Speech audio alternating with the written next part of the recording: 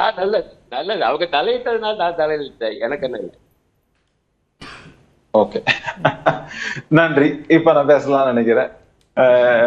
முதல் விஷயம், இன்னைக்கு வந்து இதுல வந்து தேர்தல் கூட்டணி, திமுக தேர்தல் கூட்டணி சூடு பிடித்திருக்கிறது அப்படிங்கறத பாக்குறோம்.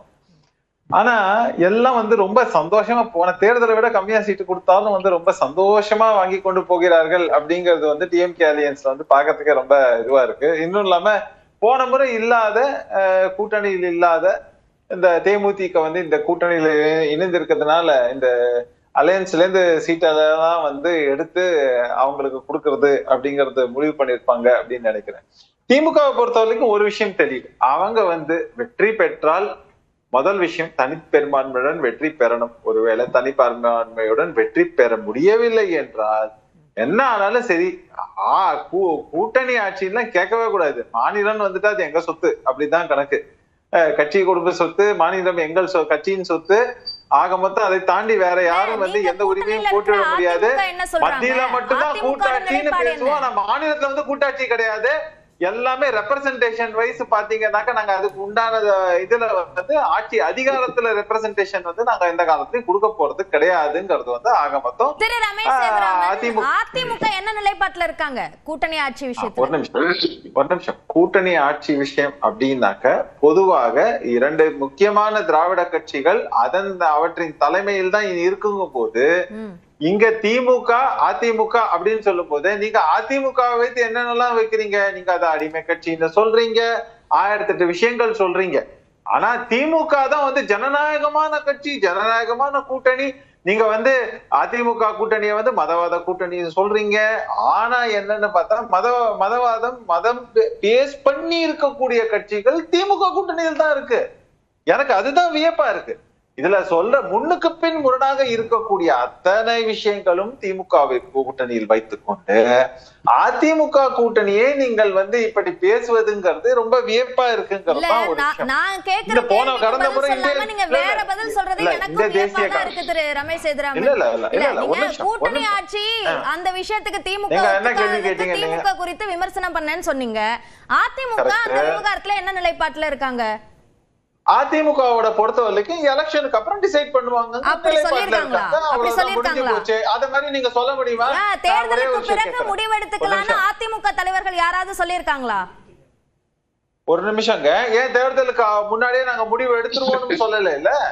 ஆக மொத்தம் ஆனா கூட்டணி தொடர்கிறது. அவங்க என்ன சொல்லிருக்காங்க? கிடையாது அப்படின்னு திரு எடப்பாடி பழனிசாமி பல செய்தியாளர் சந்திப்புல தெளிவுபடுத்தியிருக்காரு.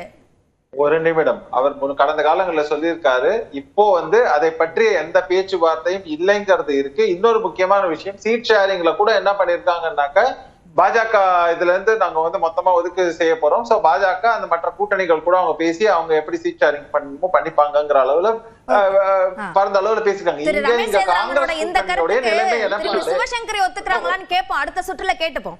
நீங்க சொல்லிடுங்க. அது கேட்டுங்க நீங்க. ஒரு நிமிஷம். ஆனா இங்க வந்து காங்கிரஸ், அதாவது முதல்ல கட்சியின் கூட்டணியின் தலைமை அந்த பக்கம் திமுக, இந்த பக்கம் வந்து நீங்க என்டிஏ அப்படின்னு கேட்டா யாருன்னு கேட்பீங்க. மத்தியை பொறுத்தவரை சென்ட்ரல் கவர்மெண்ட் நேஷன் வைடு நீங்க எடுத்தீங்கன்னா அதுக்கு தலைமை பாஜக, மாநிலம்னு எடுத்தீங்கன்னா அதுக்கு தலைமை அதிமுக. இத பல முறை எல்லா தலைவர்களும் தெளிவுபடுத்தியாச்சுங்கிறது ஒண்ணு. ரெண்டாவது, அதுல இரண்டாவது முக்கிய கட்சி என்னன்னு பாத்தீங்கன்னா அங்க காங்கிரஸ், இங்க பாஜக. இங்க ரொம்ப தெளிவா இருக்கு. முன்னாடி என்ன சொன்னாங்க? அதிமுக கூட்டணியில் பிளவுகள் எல்லாம் பேசினாங்க. இங்க பாஜகவோட கூட்டணிங்கிறது வந்து உறுதி செய்யப்பட்டிருக்கிறது, எல்லாம் தெளிவா போய் கொண்டிருக்கிறதுங்கிறது இருக்கு. பொது வெளியில எந்தவித வேற விமர்சனங்களோ இல்ல முன்னுக்கு முரணா ஒருத்தர் வந்து ஏச்சுக்களோ மற்ற விஷயங்களோ தள்ளுபொள்ளுகளோ அந்த மாதிரியான விஷயங்கள் எதுவும் இல்லை. ஆனா அங்க என்ன நடந்து கொண்டிருக்கிறதுங்கிறத இன்னி வரைக்கும் பார்த்து கொண்டிருக்கிறோம். இதெல்லாம் பேச்சுவார்த்தை நடக்குது அப்படிங்கிறது இப்பதான் சூடு பிடிக்க ஆரம்பிச்சிருக்கு. இரண்டாவது முக்கியமான கட்சி, சின்ன கட்சிகள், ஒரு நிமிஷம், சின்ன சின்ன கட்சிகளுக்குமே வந்து எல்லாத்தையும் புடிங்கிட்டு இருக்கிற ரெப்ரசன்டேஷனையும் குறைச்சிட்டு, இப்ப நான் என்ன கேட்கிறேன், இங்க 2, IUML-க்கு 2, அதே மாதிரி மனிதநேய மக்கள் கட்சிக்கு 2 அப்படிங்கிறது கடந்த தேர்தலோட கம்மியா இல்லையாங்கிறது கேள்வி இருக்கு. இப்ப காங்கிரஸ்க்கு எத்தனை சீட் கொடுக்க போறாங்கிறத நம்ம பொறுத்து இருந்தா பார்க்க போறோம். விசிகாக்கு எத்தனை கன்ஃபார்ம் பண்ணிருக்காங்கிறத பொறுத்து இருந்தா பார்க்க போறோம். MDMK எத்தனை கொடுக்க போறாங்க, கடந்த முறை 6 கொடுத்தாங்க, இந்த வாட்டி 6 கொடுக்க போறாங்களா, அதே மாதிரி வந்து விசிகா கடந்த முறை 6 கொடுத்தாங்க, இந்த வாட்டி கொடுக்க போறாங்களா, இந்த மாதிரி இப்போ ஒவ்வொருத்தருக்கும் கட் ஆகுது, இல்லைன்னா ஒரு சிலருக்கு ரீடைன் பண்றாங்கன்னா அது அப்படியே தொடர போகிறதா, இல்லைன்னா இந்த முறை எல்லாருக்கும் வந்து போன முறை கொடுத்ததை விட மொத்தமா வந்து ஃபர்தரா குறைக்க போறாங்க, அதுக்கெல்லாம் இவங்க ஒத்துக்க போறாங்களாங்க, எல்லாத்தையும் பாக்குறோம். ரொம்ப சந்தோஷமா வந்து சொல்றாங்க பாருங்க, நாங்க 5 கேட்கலான்னு இருந்தோம், ஆனா 4 பாருங்க 3, ஆனா 2க்கு நாங்க ஒத்துக்கொண்டோம். ரொம்ப சந்தோஷமா பேசுறது வந்து எனக்கு வியப்பா இருந்தது. ஏன்னா ஒரு கட்சி வந்து எப்பவுமே தங்களுடைய இதுல என்ன வியப்பு? இப்போ அவங்களுக்கு ஒதுக்கப்பட்ட சீட்டுக்கு நாங்க மகிழ்ச்சி அடைகிறோம்னு சொல்றதுல உங்களுக்கு என்ன வியப்பு? இதே மாதிரி 20 தொகுதிகள் பாஜக கடந்த தேர்தல்ல போட்டிட்டது, இந்த தேர்தல்ல எவ்வளவு சீட்டை வாங்கிட்டு நாங்க மகிழ்ச்சியா வாங்கிட்டு போறோம் அப்படின்னு சொல்ல போறாங்க பாஜகன்றதையும் பொறுத்திருந்து பார்ப்போம். ஏன்னா பாஜக உள்ள வந்து இது அதான் சொல்றேனே, கேட்டாக்க இவங்க கட்சி நடத்துறதுங்கிறது மதவாத கட்சி, ஆனா இவங்க கேட்டா மதவாத அரசியல் பாஜக உள்ள வந்து சொல்றதெல்லாம் எந்த அளவுக்கு அரங்கத்துல இல்ல. அவங்கள பத்தி கமெண்ட் அடிக்க வேணாம். எப்படி முஸ்லீம் லீக் மதவாத கட்சி? ஏங்க எங்கேயாவது முஸ்லீம் லீக் வந்து இங்க இஸ்லாமிய ஆட்சி நடத்தணும்னு சொல்லியிருக்கா? பாஜக காரங்க இந்து ராஷ்டிர அமைப்புன்றாங்க. இது ரெண்டுத்துக்கும் அடிப்படை வித்தியாசம் இல்லாம முஸ்லீம் லீக் மதவாத கட்சி எந்த அடிப்படையில சொல்றாரு? இல்ல மனிதநேய மக்கள் கட்சி எங்கேயாவது வந்து இங்க இஸ்லாமிய ஆட்சி நடத்தணும்னு சொல்லியிருக்கா? இவங்க இந்து ராஷ்டிரா ராமராஜ்யம் மதத்தின் அடிப்படையில வேலை பார்க்கறது பாஜக. அதை இது ஒப்பிடவே முடியாது.